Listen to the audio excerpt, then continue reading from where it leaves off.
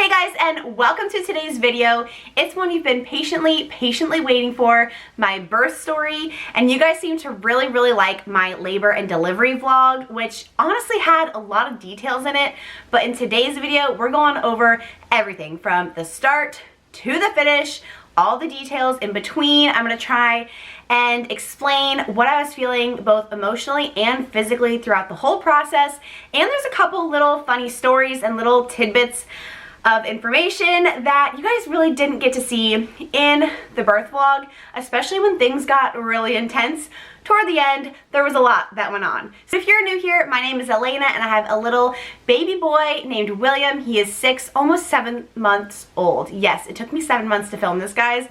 So sorry about that. But I do post motherhood and lifestyle vlogs here twice, sometimes 3 times a week, so I would love if you would hit that subscribe button. If not for me, then for little baby William. With that said, let's all get comfy and get started because it's gonna be a doozy. This might be a long one, guys, but there's just a lot to tell you. All right, where to begin? Where to begin? So my due date was on October 21st of 2021, and overall my pregnancy was great. Yes, I felt sick and uncomfortable a lot of the time, most of the time. But overall, it was a really healthy pregnancy. But in my 3rd trimester, my blood pressure was starting to rise. Now, it never got like in the high category, but it was riding that borderline pretty much my whole 3rd trimester. So my doctor said, let's go ahead and just put an induction on the calendar, get it in the books just in case. So that was scheduled a week before my due date, which was October 14th. Honestly, not gonna lie, and if you watched my pregnancy vlogs, which I'll link the whole playlist up above if you're curious, yeah, I honestly was in denial. I was in denial that I was gonna be induced. I just always wanted to go naturally, and my doctor was actually really respectful of that, and he said if my blood pressure looked all right and everything looked a-okay the week of my induction, that he was comfortable pushing it back to my due date, which in my mind, that was just what was gonna happen. So day before my scheduled induction, October 13th, I go in for this checkup. Essentially, I got an ultrasound and an NST, and afterward I'm sitting in the waiting room. I was super anxious, and they bring me into the doctor's office, and that's when they did my blood pressure, and it was off the charts. Like, off the charts, guys. I don't remember the number. I was kind of in a daze, just like, what is happening? What is my life? Pretty much. But it was probably high because I was waiting on those results of the NST and everything. But regardless, it was way too high. And I remember the doctor's face. This was a different doctor that I had previously seen. And she just kind of looked me in the eyes and she was like, nope, I don't feel comfortable pushing your date back. And I was like, okay. So in my mind, I'm like, okay, tomorrow, I got 24 hours. And then she said, you're going now. And I was like, now? Right now? She said, yep, I'm gonna go call the hospital and let them know that you are on your way. And she didn't say I have to like rush, but she said pretty much go home, eat something, get your stuff, get your husband, and go to the hospital. So I left the doctor's office around 10:45-ish, 11 o'clock, cried the entire way home, guys. Not because I was upset, just more of in shock, and I was processing because, like I said, I was in denial I was getting an induction anyway, let alone right that minute. So I cried the whole way home. I notified like my super close friends and my family. Of course, my husband was on his way. I wasn't there, but apparently he had like a freak out moment in the office and just like ran around telling everyone, freaking out. And then he said once he got in the car, he was calm, he was ready to be the support person, which he was, you'll see. I got home, pretty much showered right away, packed the last couple things. We got in the car, grabbed some Bagel King, our favorite bagel spot, on the way, and we arrived to the hospital around 1:45-ish, 2 o'clock. I remember just carrying all of our stuff in, like we had everything, because I know for an induction you can be there one day, you can be there like a million days, you just don't know the situation. And this stinking security guard just stopped us and was like, oh, I bet this is your first baby because you have way too much stuff. Well, joke's on that guy, because we were there for 4 days and we used almost every single thing that we packed in that bag. So Joke's on that guy. But we just got checked in and settled into our room. So this was the first of 3 rooms because we're being induced. This was the induction floor. I got changed into my hospital gown, my hospital socks, and got my little water jug. You guys know I was waiting my whole pregnancy for that little hospital water jug. I don't know why I love it so much. I still love it so much. It's somewhere. I kept it. It's in some cabinet somewhere. Got all dressed, sitting in the bed. 2 nurses walk in. One nurse kind of went off to the corner, and she's just asking me all of these questions about my home life, my mental health, just making sure that me and baby are going home somewhere safe is what I kind of got out of that situation. The other nurse, which was a student nurse, she was learning, she hooked me up to all of the things. One was for baby's pulse, one was for contractions, and then I had one attached to my pointer finger for my pulse, and then she also was giving me my IV. Now, I even made a joke to the lady and said, I'm gonna be your best patient ever. I have great veins. Everyone loves like drawing my blood. I've never had an issue my entire life. Well, this student nurse had an issue.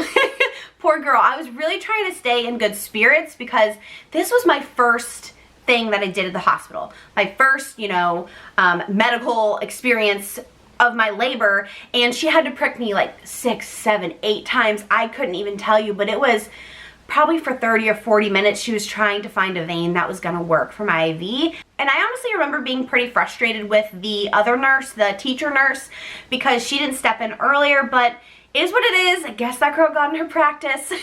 But because she had pricked all up and down my arms, the only place left to try was right here on my right wrist, right at the crease. So my IV was there the entire time at the hospital.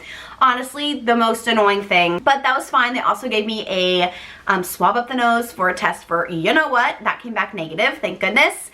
But those nurses left and they were just monitoring the baby's pulse, my pulse, and contractions for about 30-45 minutes.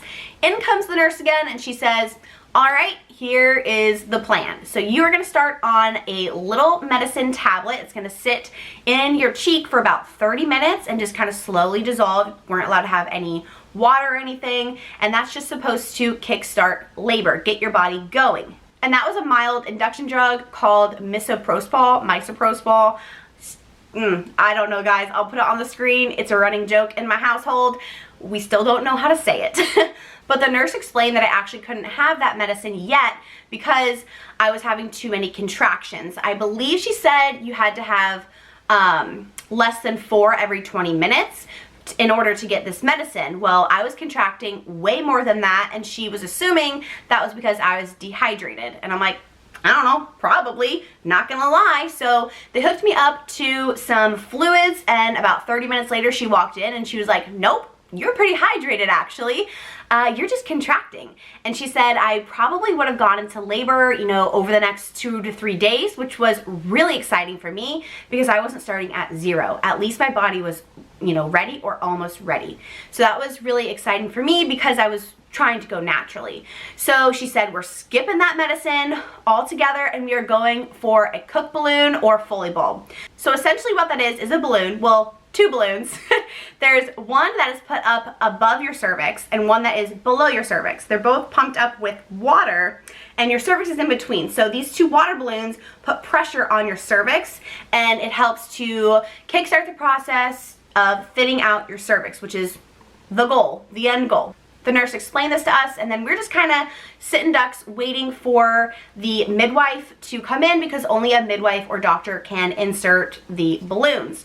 So in walks this midwife whom I've never met. We're gonna call her Katie because she needs a name, but I don't want to use her real name. But just remember this midwife, Katie, she comes back around later on, guys.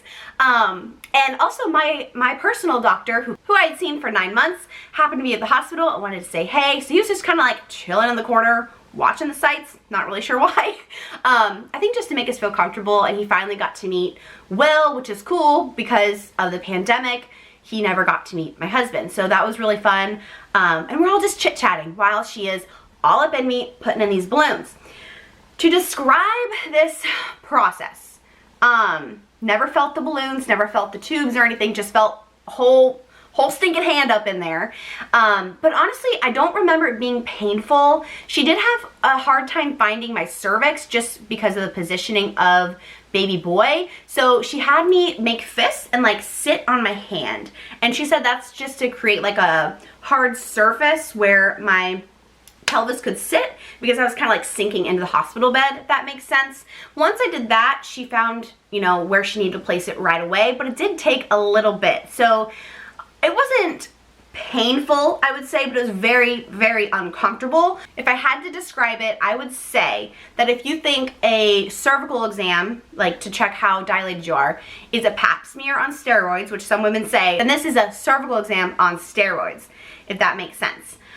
Just lots of pressure, whole hand up in you. But it wasn't really scary to me, I think, because I had done my research, I knew what was going on, I knew I was safe, and I was really, really, really trying to keep that mindset of, I can do this, positivity is gonna get me through, and I knew if I lost it in that first step of labor, really, or second step, because that really crappy IV experience, I knew if I kept my mindset, then I could continue on. If I was starting to lose it over this balloon, I would have just had a horrible, horrible experience. I'm actually gonna do a whole video on labor mindset and how to prep for that, because honestly, I could talk about that for hours, and that's a whole separate video. Okay, so she inserted these balloons. While she was doing it, like I said, I was pretty chill, and I guess I cracked a joke, and like the whole room giggled. And I wish I remember what joke it was, but I don't know. And then Katie, the midwife, and my doctor just looked at me, and I thought something was wrong. I thought, like, you know, something's wrong down there. I don't know what's happening. And they're like, are you okay? And I'm like, yeah, why? You know, what's going on? And they're like, no one talks during this, let alone cracks a joke and laughs. And I'm like, oh, I guess I'm good. I don't know. I just, like I said, I was trying to keep a good headspace. The balloon's in, Katie's about to leave, and she says, you know, I'm off at 7, but I'm here tomorrow at 7 p.m. and I will be your midwife at that time, and I do not want to see you pregnant. I'm going to meet your baby boy tomorrow at 7 p.m. And I was like, deal, girl, deal. I'm gonna have my baby by then. And she's like, yeah, you better, or I'll be upset. After the balloon was in, there was a little bit of bleeding, but nothing too much. Instant period cramping though, like instant. I felt cramps come on, which before I wasn't feeling those little contractions she said I was having. Just laid in the bed. I felt like I couldn't move at first, which it was just an all mental thing. I could totally move around. I asked for a birth ball. The nurse said, you know, you're probably not going to really enjoy the birth ball with the balloons all up in there. She said no bouncing, but you can sit and do hip circles if you want. And I'm like, well, can I get off these monitors and like walk around and do anything? But because I was being induced and because I was considered high risk because of my blood pressure, she said, no, you have to stay on all your monitors at all times unless you're going to the restroom, which just sucked. It sucked because I wanted to be out of that bed so bad, guys. I already deal with lower back pain like on the daily. I didn't want to be laying in that bed.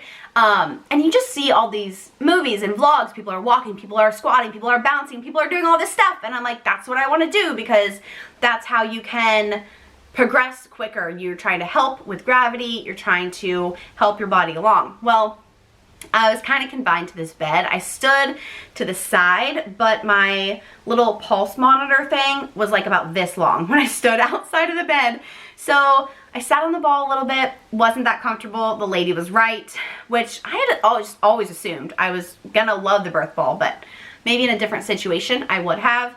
I just kind of stood there, swayed my hips, you know, did what I could. The balloons were put in around 4:30 and until about 9:30, 10 o'clock.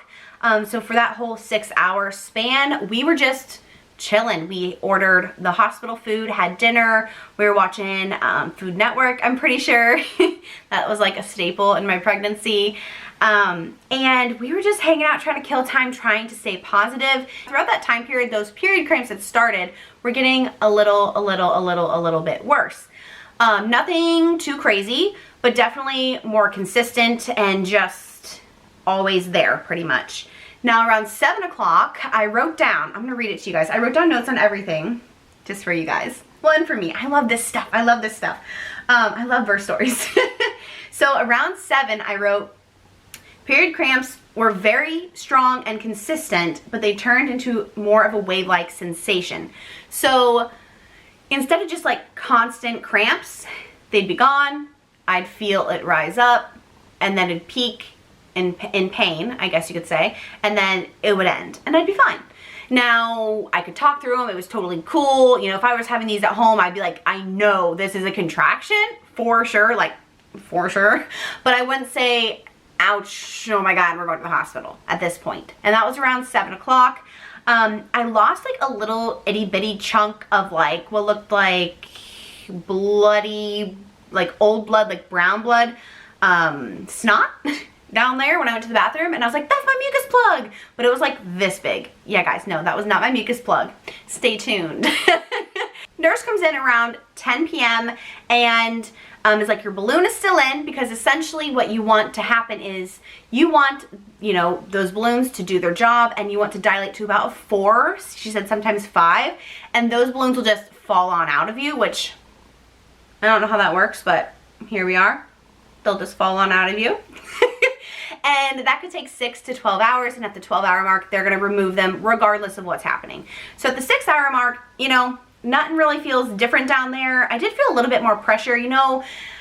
Let's say you have a tampon in and it's not like up there all the way. It's like, you know, not hanging out of you, but like you feel like it's sticking out just a little bit. You feel that like weird, awkward pressure. I did feel that, so I feel like the balloons may have shifted a little bit, or maybe I was feeling the tubing. I'm not really sure, but that definitely was a change from when they originally put it in. So we're at the 6-hour mark, and she said your contractions have slowed, like way down. So they ended up giving me that original drug they were going to try, the misoprostol, blah, blah, blah, blah, and that just sat in my mouth for 30 minutes, no food or water, just kind of disintegrated, and contractions definitely picked back up. I started feeling them more consistently again. But between like 10 and like 4 in the morning, Will put his Murphy bed down. He was chilling, snoring over there, and I'm like, I just want to sleep. And I'm laying in the hospital bed, couldn't get comfortable. I was in pain, but nothing too bad. I was just really trying to get comfortable. I remember pulling the side table, like the hospital table you eat on, pulling it over, and I put a rolled up towel on it, and I laid on my side and put my leg on the towel, using it almost like a peanut ball, because they didn't have peanut balls in the induction room, like on that floor, which I don't know why. I was at this huge hospital. Why don't you have a peanut ball for me? Like, go upstairs and get one. What the heck? Anyway, I did love my hospital, but there are certain things that I was not a fan of, and you'll see along this story. Oh my gosh, this is going to be a long video, guys. I apologize. About 4:30 a.m., the midwife comes in. I'll wake up my sleeping husband, and the midwife is just kind of like, yeah, the balloons haven't fallen out yet, so we have to take them out. I can't remember why exactly. Maybe it's like an infection thing. But she's like, we have to remove them, which was really defeating for me, because that means they didn't do what they needed to do. I'm probably going to need a whole nother set of medicine, whole nother set of something. You know, I didn't want to prolong this induction. I wanted it to go as quickly as possible. So I was definitely defeated in that moment. But then she actually got down there. She did like one little tug, and she said the balloon just like flew out. And she said that does not normally happen unless you are actually dilated to that amount. So she said it just must have not fallen out because of the positioning of the baby, my cervix, the balloon. Something was just wedged up all in there. Even though I was dilated the correct amount, it just didn't fall out. So we're like, woo, this is amazing. This did its job. Like we were pumped, honestly, because 10 minutes before I was a little upset. So we're pumped. We pack up all of our bags. We're ready to go whenever transport gets here. And the nurse walks in and she goes, guys, I don't want you to be upset, but it might be a while. And we're like, okay, that's fine. We'll order breakfast. We'll hang out. Like 7:30 rolls around. We're getting our new round of nurses because of shift change. This nurse is like, okay guys, you know, how are you, blah blah blah, and she kind of explains to us that there's 5 people still. We've already waited 2.5, 3 hours. We had already waited 3 hours, and there's still 5 people ahead of us, just because everyone else was a little bit more progressed in their labor, so they were ahead of us to go to labor and delivery. Apparently this was like the busiest day in the hospital for babies that they had seen for a very long time, and I was not at some little old hospital. This is like I don't know, 40 room labor and delivery hospital or something like that. So there was just tons of babies that day. And we're like, okay, so how long? And she's like, nah, lunch or after, you know? So we were really upset, and I'm just like, oh my God, can I just please get out of this bed? I need to get off this monitor. And she's like, oh yeah, do whatever you need. The other lady wouldn't let me off this thing, so I had to pee. So I just pretended I had to pee all the time. So she's like, yeah, obviously if you're in your room, please stay on the monitor, but you're free to walk around. There's actually this really nice outdoor space. They call it the mother's walk or something. And we went out there, we saw the sunshine. I just remember being like, sunshine, thank you. I love you. I needed that. Just the fluorescent lighting was getting to me. And I was only there for 12 hours, well, 15 at that point. But when I started walking, I definitely had an increase in my contractions. I remember the first walk we went, we're going down the hallway, and I had to grab the handrail and just be like, okay, this is what people talk about when you can't talk through it, you can't walk through it, you just have to sit there and get through that contraction. If I can explain it, it was like a Charlie horse across my whole stomach. That's how I'd explain it at this point. So we're walking. We didn't see another person at all walking the entire time we're at the hospital. I'm like, why not? You gotta go with your body. You gotta move your body, move your little hips around, wiggle that little baby down. But I don't know. No one else is walking, but we definitely were, and all the nurses were just like, you're still going? I'm like, yeah, of course I am. And I'm trying to kill some time too, stay sane over here. So we're walking, I'm bouncing on the ball now since the balloons are out. I'm putting my foot up on the bed, doing like some lunges. I'm doing everything I know to do. Finally, the girl comes in and she's like, all right guys, pack your shit up.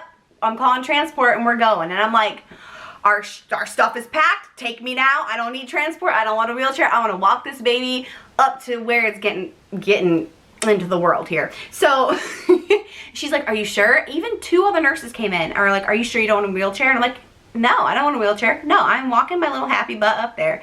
So we ended up going up there and got settled into our room. And I just remember feeling this sense of calm, being in a room of like, this is where I'm meeting my baby.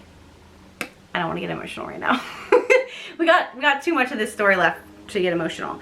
But I was like, this is where I'm going to meet my baby. And I remember Will brushed my hair. The nurse brought me a popsicle. We put some lavender in this little diffuser we brought, dimmed the lights, put on some lo-fi music. It was fairly calm. You know, I was getting in some pain over there, but fairly calm.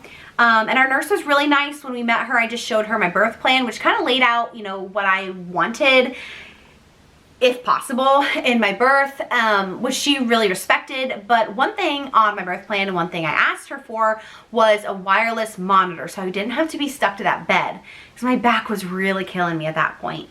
And I didn't want to just stand next to the bed. It's just miserable. I wish I remember her name, but I can remember her face just looking at me like, I don't think I can do that for you. And I'm like, why? She said there's only 2 on the floor, 1 never works, and the other one's either missing or being used pretty much at all times. And I said, well, okay, this is why. One of the reasons I picked this hospital, I was like, can you really just try and look? Like, I'm gonna chill here with my popsicle and pretend all is good, but if you can please look, I would appreciate it.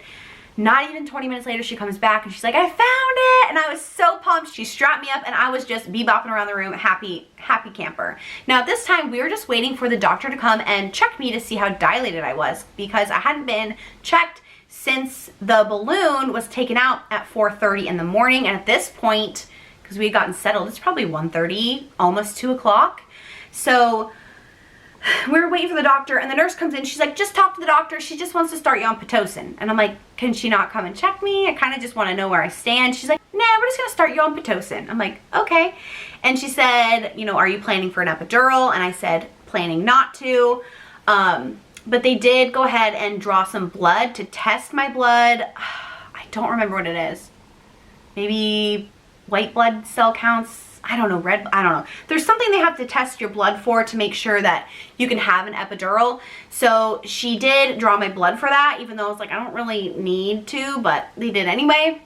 I'm not really sure what the result of that test was. I never needed the epidural, which, before we get into this, if you go in wanting the epidural, you go girl. I understand. I am still shocked, to be completely honest, that I didn't get one, and I went with a mindset of if I get one, I'm not going to be mad at myself, but I would prefer not to get one just because I don't want to be confined to the bed with my lower back pain. And I just feel, for me, the more natural, the better. All right, now that I got that little disclaimer over with, so here comes my nurse back into the room, brings my Pitocin drip, and starts me at a 1 Pitocin. And then every 30 minutes, they upped it 2 points. So I was honestly a little freaked out about Pitocin. Not gonna sugarcoat it. I just heard horror stories about it. I've had friends who like start at like a 4 or 5. I'm not sure the reasoning behind that exactly. Maybe that was their doctor's preference. Maybe it was their preference. I had already previously talked to my doctor. They knew my preference was slow and gradual. I wanted my body to do as much as it can by itself, and that also was going to help my pain tolerance, just because my pain was going to gradually go up and not to be like, here I am, whoop, you know, super, super high. So they started me at a 1, 30 minutes later moved me up to a 3, 30 minutes later moved me up to a 5.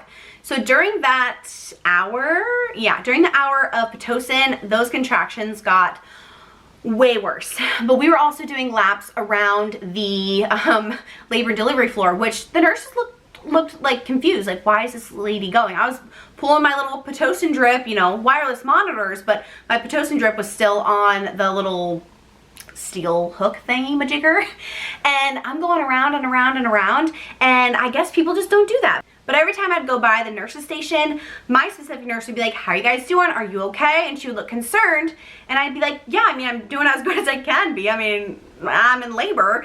And she would always ask me if I wanted the epidural every time I saw her.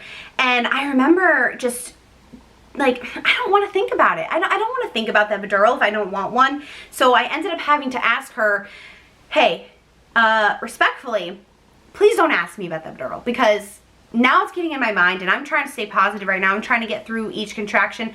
I know it's just going to keep getting worse. I don't want to think about epidural at this stage. And she pretty much said, I understand, but there's a cutoff, you know, where it's going to be too far gone to get an epidural. So you need to decide soon, is kind of what she said. And I said, okay, that's fine. I will ask if I want one. And she said, okay. And I never heard anyone else ask me ever again about an epidural. Looking back, I wonder if it's easier for the nurses if I get an epidural, because then I'm chill. I'm just sitting in my bed. They can come check on me. You know, I'm not wandering the hospital and in pain during labor, just chilling. I don't know. I just felt like they were pushing it on me, but they cooled down after that. I remember this so clearly. I was sitting bouncing on my labor ball. Bounce, bounce, bounce. And I should sit on that more often. It's so comfortable. It's still chilling in the other room because I sit on it sometimes. But she came into the room and raised my Pitocin to a level 7, left, got us water, came back and was like, how are you doing? I'm like, I'm fine. And she raised it to a 9 in like 5 minutes. And I'm like, that's a little rude. You know, she didn't even ask me to up it, but whatever. It ended up working out. I was at a level 9 Pitocin drip, and things just progressively got more intense. So like I said, it felt like a big Charlie horse, like across my belly, like a tightening Charlie horse across my belly, or the worst period cramps mixed with the worst poop cramps. You know, when you have like bad, you know, bowel situation, you know, really bad poop cramps. I don't know if anyone else understands that. Felt like all that just mixed into one, but it was definitely that wave-like sensation. So it would be gone, it would come and be over. So I was just like, let's get through this hump and get over. And at this point, it really wasn't too bad. At the time, I thought it was. At this point, it wasn't too bad, but I was practicing my breathing. I was practicing staying calm. I was practicing keeping my body loose. And I think that really, really helped me later on when it got so nuts. It gets nuts, guys. Labor is nuts. So at this point, I was in a lot of pain, but I had remembered this vlog, and this lady had said that she spent most of her labor on the toilet. And I'm like, let's give it a shot. Well, thank the Lord for YouTube. This is why I have a YouTube channel, because if I didn't watch that random vlog and this lady made that random comment, my labor would have been completely different. The toilet was a godsend. And why has no one ever talked about this? I feel I've never heard it anywhere else. Toilet labor is a thing and needs to happen. You guys need to give it a shot. It is amazing.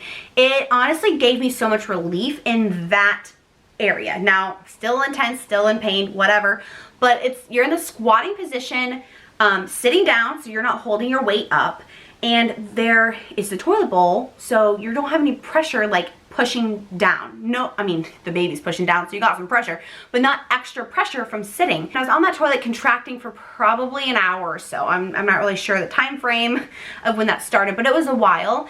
And around 3:30, I just remember looking at Will, and I'm like, I can't sit here. Like, we need to move. We need to move for a second at least. I just feel like I'm stagnant. So we stood up, and I can remember this clear as day, guys. Hope I'm not gonna get emotional. I'm gonna get emotional. But I'm standing in the middle of the room, and I'm just like hugging Will, and I'm like, I can't do this much longer. I felt this, my mindset was like, I was gonna fall off the edge. I'm like, I can't do this for much longer. Yeah, I can handle the pain right now, but I knew my water hadn't broken. I knew I hadn't been checked in, what, 12 hours now. I didn't know where I stood. Am I dilated more? Am I at the same thing? And the word epidural started coming in my mind, and Will was amazing and was just like, we're gonna get the nurse, we're gonna calm down, you got this, you're safe. And he's just repeating all of these affirmations that I had been practicing my whole pregnancy. And he was just so there for me that I kept it together a little bit, but I started to tear up. And then the minute I started to tear up, the midwife walked in. A new midwife I had never met, and she looked at me and she's like, are you all right? And I could tell she wanted to ask if I want the epidural. And I'm like, I'm fine. Can you please check me? And she's like, that's why I'm here. And I'm like, okay, good. So I lay down. I lay down, knees are up. She's like, oh yeah, you're ready. And she like pulled out this hook. Okay, guys, I can't even tell you. It just felt like she just pulled out this pitchfork, just gonna stab me. She's like, let's do it. And I'm like, whoa, whoa, whoa, lady. Can we just like calm down? I clearly didn't say that to her, but I was like, can you just wait just like 1 minute? I need to process, because I was ready for my water to be broken. That's why I was hoping she would come in, but she just sat down, said 2 words, and she like pulled out a pitchfork. I remember looking over at Will, taking a deep breath. I looked back at her and she's like, ready? And I'm like, I guess. And it took no time at all, wasn't painful, didn't feel a pinch, didn't feel a sting, didn't feel anything. She just stuck her little hook up in there, which it's not this big giant pitchfork. I don't want to scare anyone.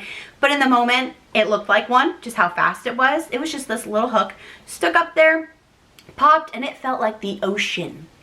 Just like, wow. Just, I don't know why, to me, it was just the ocean. It was salt water on a warm summer day. Clearly, it wasn't salt water, but that's what it felt like to me, just whew, escaping my body. She said, all right. She like picked up her bucket and her towel and like walked out. And I'm like, sweet, that's done.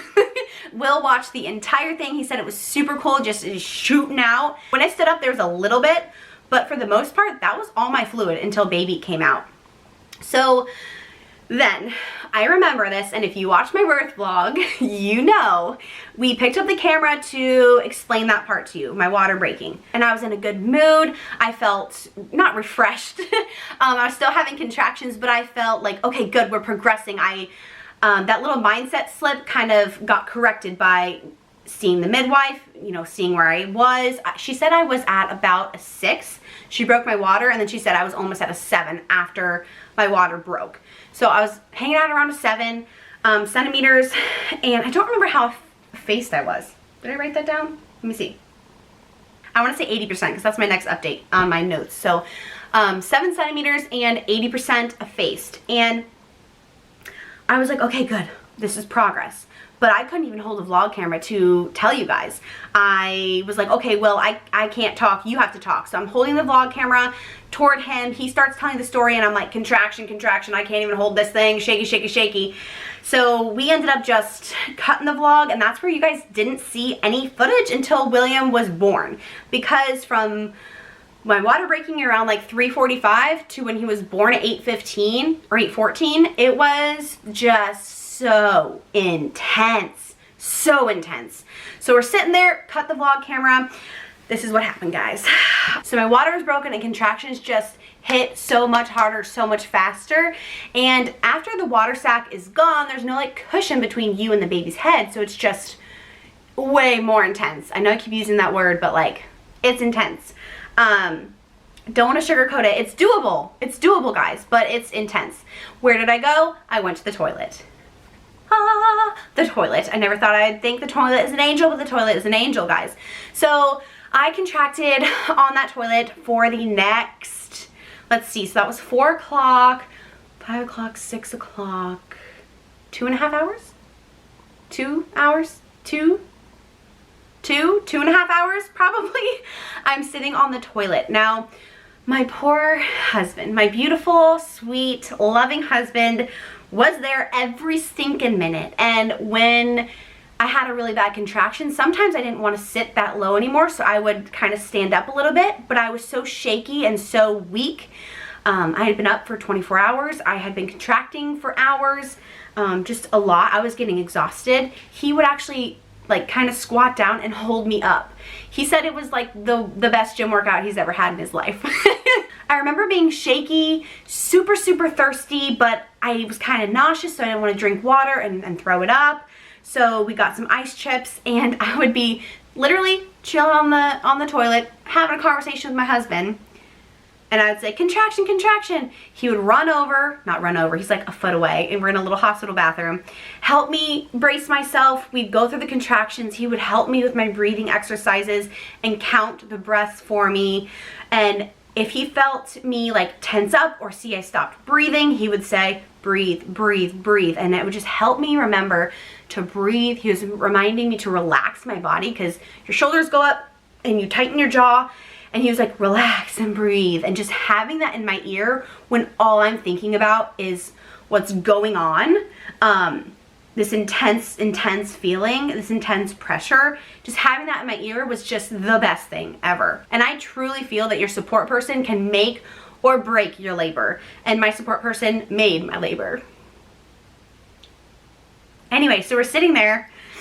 He would hold me up during contraction. Contraction would end and be like, ice cube, ice cube. He'd run, he'd give me an ice cube, and then contraction. You know, like contractions were coming really hard, really fast at this point. And then probably, I don't know the time frame exactly, guys. Clearly it was a little blurry, but I want to say probably 6 or 6:30. I said, okay, I feel like I'm gonna push. My body naturally felt like it was contracting down. Instead of contracting together, it felt like a push contraction down, if that makes sense, which is so cool. Like, I was hoping my body would do that and I didn't have to just like push on a whim, because sometimes they're like, you're 10 centimeters, push. But I wanted my body to help with that push, and man, was my body trying to push. And I said, please go with the nurse. So Will left, got the nurse. Nurse comes in, she's like, okay, make it to the bed, we're gonna have you checked. Midwife comes in a couple minutes later. She checks me and she's like, yeah, girl, you ain't ready. Pretty much. She said, you are 9 centimeters, but I was like 90% effaced. So she said, once that little piece of cervix moves, she's cool with me pushing, but she doesn't want me pushing before that cervix has moved. So I said, all right, going back to the toilet. And she's like, are you sure you don't want to try something else? I said, no, if it's not time, I'm going back to the toilet. So I went back to the toilet. And not even 10 minutes later, guys, I was like, Will, I have to push. Go get that nurse. So he goes, gets the nurse. Nurse comes in. She's like, okay, you know, I remember her talking so calm, and I'm just like white knuckling it over here. She leaves. Probably 10 minutes later, I'm like, I'm getting into bed. We're doing something different. I can't sit here right now. Left my lovely throne of the toilet. And funny enough, I'm actually just thinking of it now. I stood in that exact spot where I almost had the mental breakdown before my water broke. I was standing in that exact spot, and I remember looking at Will and just being like, I can't do this. And once again, my support person swept in, and he's like, you can. This moment again, telling me I was okay, to breathe, relax my body.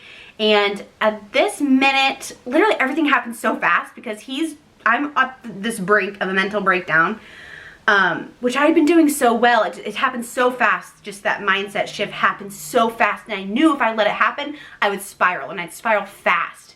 And that spiral started. But Will swooped in and kind of tried to calm me down. That same minute, everything happened so quick.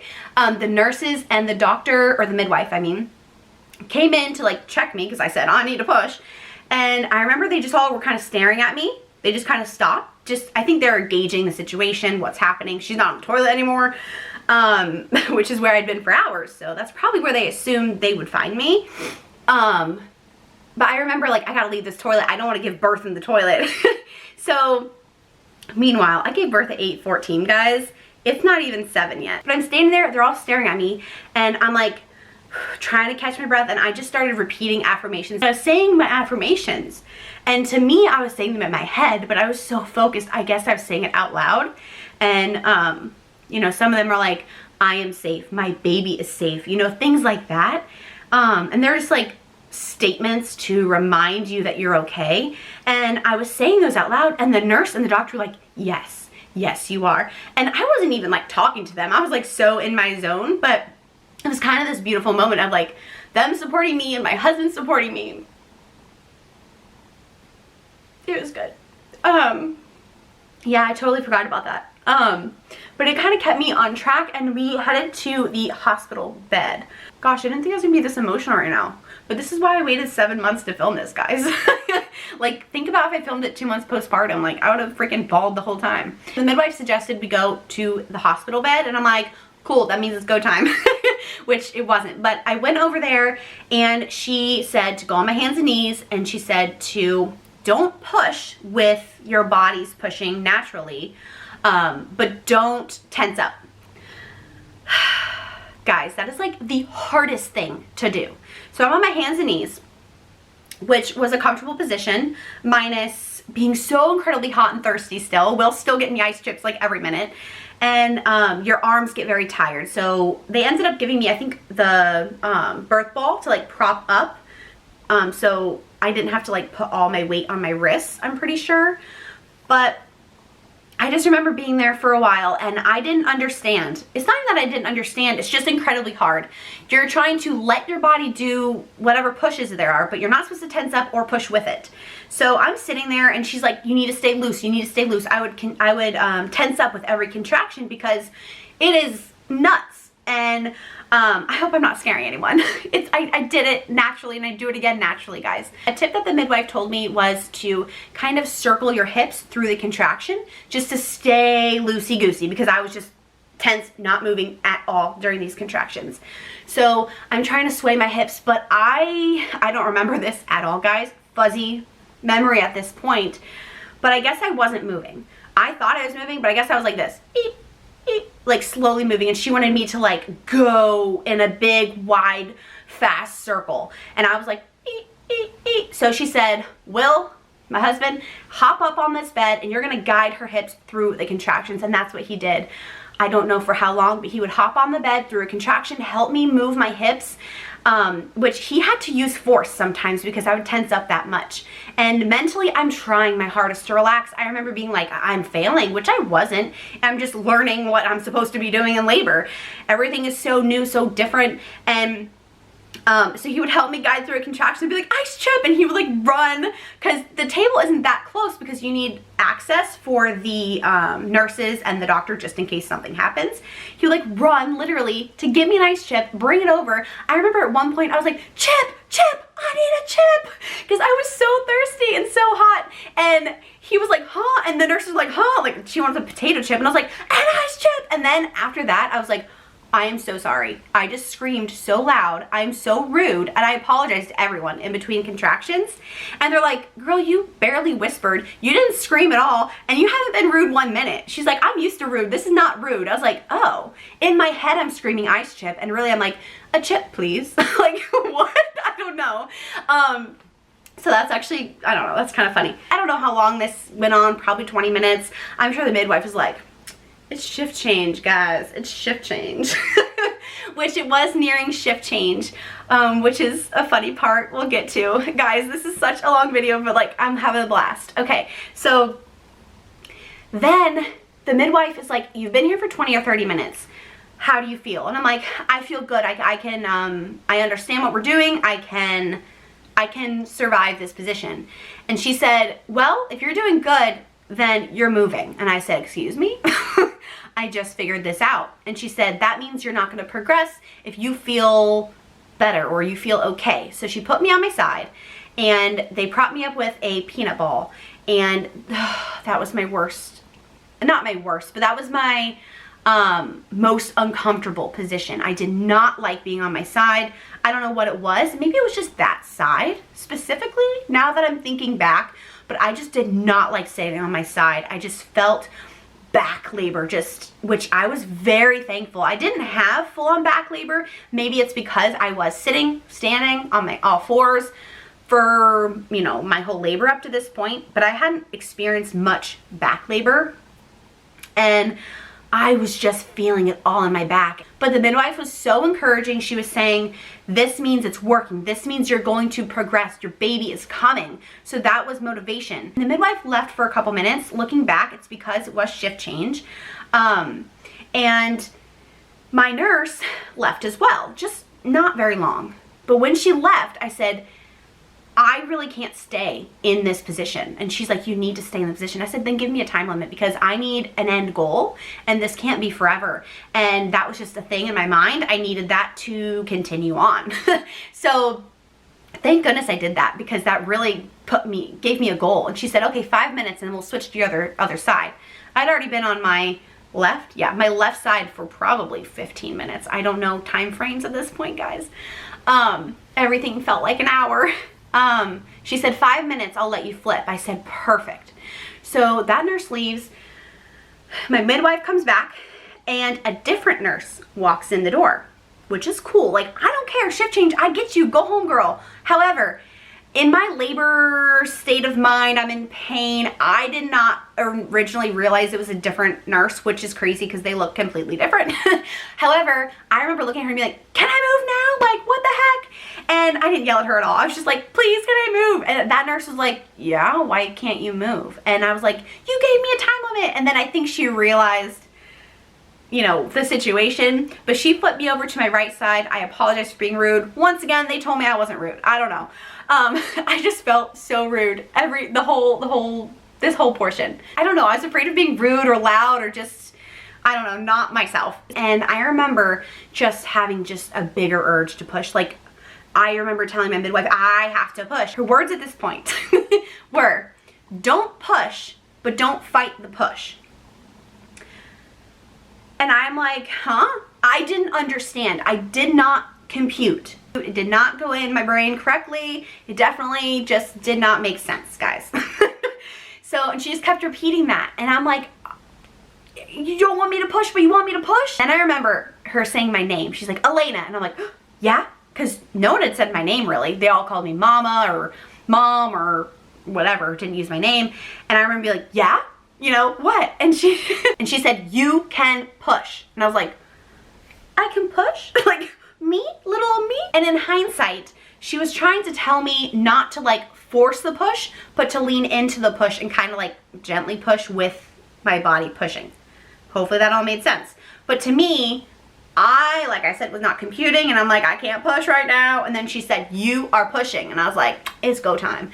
So I just started kind of leaning into the push, just pushing a little bit when my body did. It wasn't a full-on like labor push, I would say. But then they removed the peanut ball. I'm still on my right side, and they had my leg like hiked up. I feel like I gotta show you guys, but that'd be weird. Hiked up, and they said, you know, when you feel a contraction, you are going to squeeze up toward that knee and push. You're gonna go push where you feel your body naturally pushing. So we did that for a couple pushes. What time is it? I gotta tell you guys the time. It's probably around 7:30. Meanwhile, guys, oh, there's an ambulance going by. Everyone in the ambulance finds peace and is safe. Okay, so what was I saying? But it is 7:30 p.m. I'm on my side, I'm pushing, and each push is about 10 seconds. They said to count to 10 and then relax, and then count to 10 and relax until your contraction is over. And then in between contractions, you're just kind of like chilling. Just kind of chilling, and then you'd be like, okay, it's time for another, and like everyone would get in formation. At this point, because it was shift change, we had my midwife from the morning that was assigned to me, my next doctor for the new shift, all or most of the old nurses, and all of the new nurses. So it was like a party. And as a joke, my husband and I brought, here, let me get it. As a joke, my husband and I brought a foam finger so he could like cheer me on during labor, which he used a couple times like as a joke, but when things got real, like he was next to me. He didn't have time to you know, parade over and cheer me on, but the nurses thought it was hysterical. And like, it was a party. William like came into this world, literally had a birthday party, which is cute. That's what my doctor, which I'm sad my doctor wasn't there for the delivery, but he used to always call it William's birthday day, which I thought was cute. So everyone's there. It's like a freaking party, and I am contracting and pushing during the contractions. However, in between the contractions, I was getting a Charlie horse, and I'm like, I'm supposed to be resting right now. I don't like this Charlie horse. It was honestly more aggravating than the actual contraction itself. So I said, can I move? Can I go on all fours? At this point, my midwife was like, let's try your back. And I remember thinking I would really like to go on all fours. And I wish I would have pushed for that more, because that was kind of, it was my birth plan. It was one of the positions I would prefer. But in the moment, I was like, whatever, she knows best. We're doing it that way. Looking back, wish I would have pushed it more.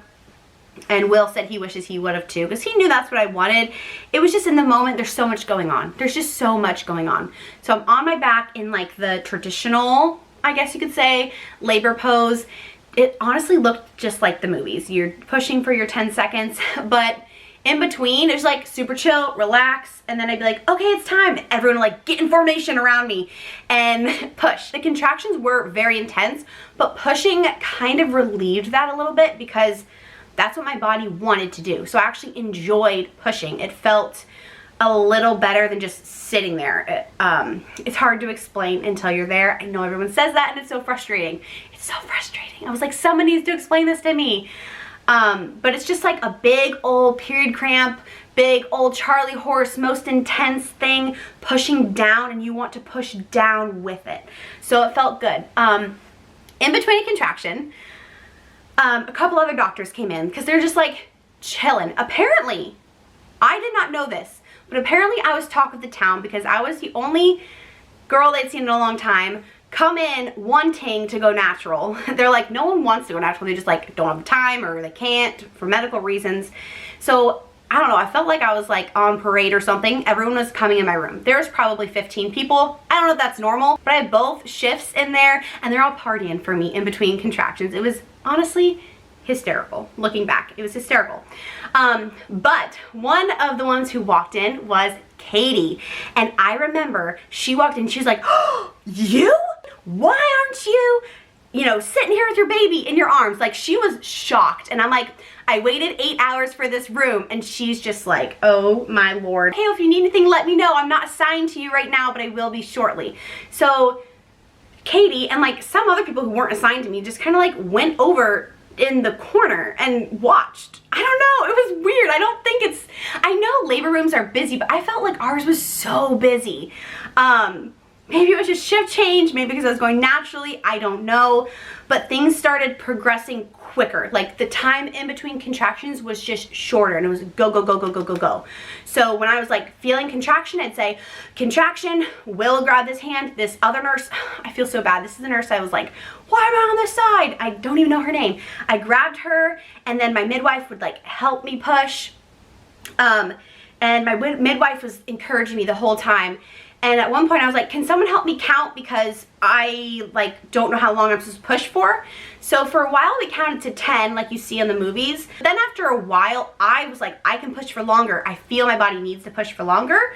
So I asked them to keep counting to 10, but I was told to continue the push until I felt it was time to like lay off, if that makes sense. So I was just really, really trying to listen to my body the whole time, which is so hard because you don't know what the heck's going on. You don't know what the heck's going on. You can't see down there. They did offer me a mirror, guys. One of those big old mirrors. Do you want to see the head? Do you know this, that? No. It's a no-go for me. When I was pregnant, I was like, I'll probably want a mirror. That would maybe be cool. Yeah, no. In the moment, I'm like, that is freaking me out. Please, no. No, you all can look, not me. And my husband actually in between contractions would like run down and be like, oh my gosh, I see a little bit of hair. Come back, we do a push. Oh my gosh, I see a little bit more. He'd run back. It was so funny. We looked, I wish someone was filming this, but you're not allowed to film during like the pushing part. It was hysterical. My husband was so excited. He was like super into, not only is his like son being born, but into like the sciencey aspect. We love to like see how everything happens. So it was really cool for him to see that. He said it was absolutely crazy. Contractions are speeding up. There's barely any time in between. Like I just like pushing, catch my breath, pushing, and like I'm crunching almost like a curl, crunching toward my knees this whole time. And it just got, you know, like time was flying by. There was no in between. I was just push, push, push, push, push. And they kept encouraging me that he was getting closer, getting closer. They said his head is crowning. I personally never felt the ring of fire. Never did. One of the things I was like, oh my gosh, that's scary to me, like ring of fire. And I never felt it. And there's a couple of reasons why, possibly. Maybe I was just so focused on pushing. I think that's why I wasn't in a lot of pain at this point. Pushing was relieving me, and I was just so focused on getting my baby out, so laser focused on pushing correctly, so focused on what I should be doing. Not that I was pushing correctly, just trying to figure it out, if that makes sense. And I remember a moment, everyone was like, you're getting very close. And I had like a wall of doctors. A wall of doctors and nurses because it's shift change, and they're all just like, you know, I see Katie over there, like we had this little bond from before. So she's going and I'm pushing, and I just saw in the face like it's almost time. Like I could tell in everyone's face. And my doctor, midwife, she must have lubed up her hand, Vaseline or something. I felt her go around the baby's head. This is the first time I really could feel like there was a head there. I felt a lot of pressure, and I knew something was there, but I didn't know it was like the head, like it was time. I felt her hand go like around his head, and then next thing I know, he was out. It was during a push, but I know she kind of like pulled him out or guided him out. For me personally, looking back, I feel like I had a couple more pushes in me to get him a little bit further out. But for all I know, she could have seen something was wrong. Maybe the heart rate went down. She never said. I don't know. I feel like she may have pulled out smidge prematurely. And I kind of wish she would let him crown a little more. And you know, what I felt the ring of fire probably. But I definitely tore, which we'll get to later. That's besides the point though. So she pulled William out and held him up, and I just remember being like, oh, that's my baby! Like, what the heck? It happened so fast. I'm like, he's here. What the heck? I thought I had more pushes in me. And then she kind of held him up and like showed the room because we had an audience, and I'm like, I just want my baby. So I make it sound like it was an hour. No, it was just like a couple seconds, but I'm like, I want my baby. So she handed me him. We did delayed cord clamping, so he had to like lay a little lower just so the cord could, you know, reach okay. And he laid there, and I just remember looking down at him like, holy shit, you know, like, oh my Lord, I have a child and he is right here. And I did it naturally. I remember just looking around at Will like, what? I just did it without an epidural. I can't believe this happened. I can't believe he's here. I was just in shock almost, I think.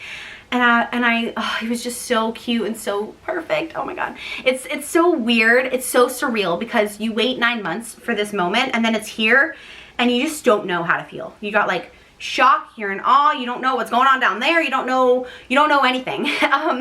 Now, you're gonna ask me what I felt like for him like coming out, and I only have one explanation. Every time I tell people, they're like, ew, that's gross, but this is just kind of how I felt it. So as he was coming out, I remember he felt like a football field long. I remember being like, oh, there's more? Like, how tall is my child? And he's average height.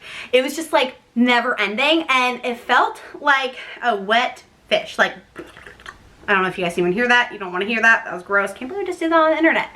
But that's just what it felt like. Just a wet floppy fish, a football field long coming out of me. And it was crazy. It was a little crazy. But then he was there, and it was just so amazing. And, why is he calling me? I'm in the middle of William's birth vlog. 1 sec. I'll call you back. Okay, I'm just in a good part of the thing. Okay, I'll call you. Bye. Love you. It's little baby William's on my chest, and I can't really see his face because he's so low, and like I'm like this, and we're having a little family moment, and just in shock and in awe. And then midwife Katie runs over like, give me a camera, I got a phone, blah, blah, blah. And so she gets Will's phone, which he had like phone before. We were not prepared for this. In hindsight, I should have had my vlog camera sitting right there, ready to just click on, and she could have videoed this whole thing. I'd kill for that footage. But she just took some like super quick blurry photos of him being born pretty much. And it was amazing. And Will cut the cord, which she has a couple pictures of those, but you can like see things down there, so I'm not sharing those. Will sent those in our family group chat. If you're family, don't go back and look at those pictures. You can see a lot of things happening down there that I don't think you really want to see, but because I didn't want to see it, and I did. But yeah, our little William Frederick Sloup was born on October 14th at 8:14 p.m.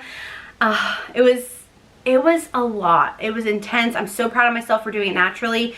Like I said though, I still don't know how I did it naturally. I mean, I know how. I did a lot of like mindset prep work and things, but in my mind I'm like, geez Louise.